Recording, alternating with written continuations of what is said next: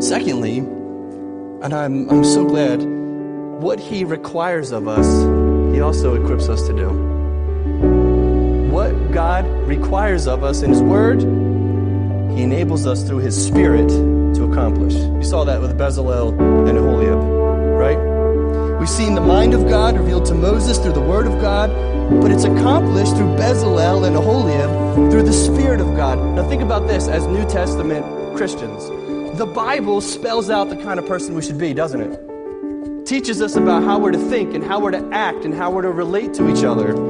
It's the mind of God revealed to us in the Scriptures. So this is informational. There's an informational part of this. This is what you're supposed to do. This is how you're supposed to live. This is what your marriage should look like. This is what your parenting should look like. This is what your thought life should look like. This is almost, it's the pattern.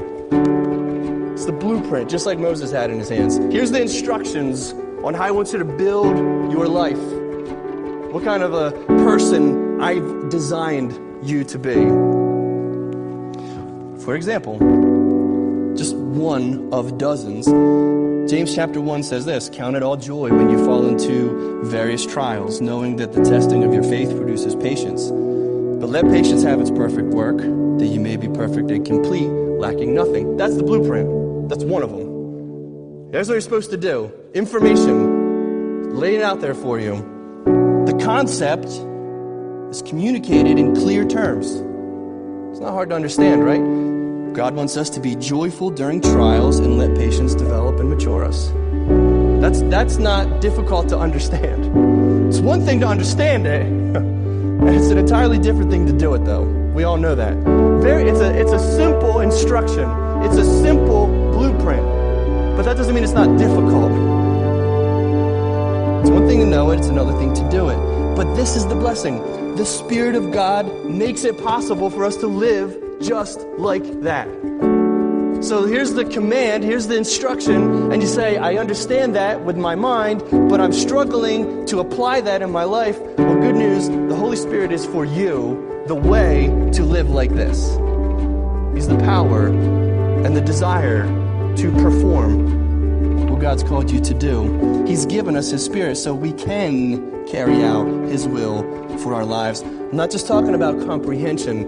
Yes, the Holy Spirit illumines us. He opens up our hearts and our minds to understand the mind of God and the Word of God intellectually, where we can say, I understand that Jesus died for my sins and that faith in Him is what justifies me, right? That's intellectual. I get that. But what I'm talking about in this second point here is waking up when we're in one of the hardest seasons of our lives and actually having joy and actually being patient and actually counting it a blessing. Right? Doing that. That's what the Spirit does. That's the power that God gifts every believer with. The point is that God does not command us to do anything that His Spirit doesn't also empower us to accomplish.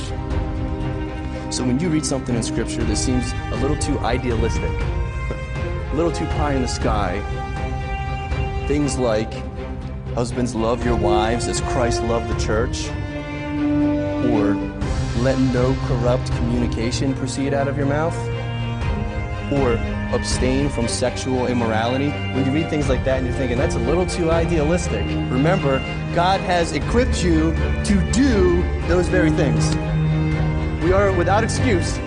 So when I stand before God, I'm not going to be able to say, Lord, you told me to do things that I couldn't do. His response, He could just open the book and point to it and say, I gave you my Spirit so you would do those things. I gave you my very presence, my very promise, my very power with you. That's why He gives us His Spirit. And it may sound humble when we say things like, oh man, I'm not able to live up to those standards. Those are some incredible standards. That might sound humble. Like, oh, I'm just not that great of a Christian and I just really struggle with some of these things. I'm going to challenge you tonight to realize that that's not humility, that's actually unbelief. When you say you can't do the things that God's called you to do, Christian, you're doubting the effectiveness of the Spirit. That would be like Bezalel and Aholiab saying to Moses, whoa, you better take those blueprints back to God because we can't do this. lampstand and ark and hammered gold and too much for us, Moses. You better find someone else or change the instructions. That would have been like them denying the call and the spirit that God had given them. To think like that is to deny God's spirit.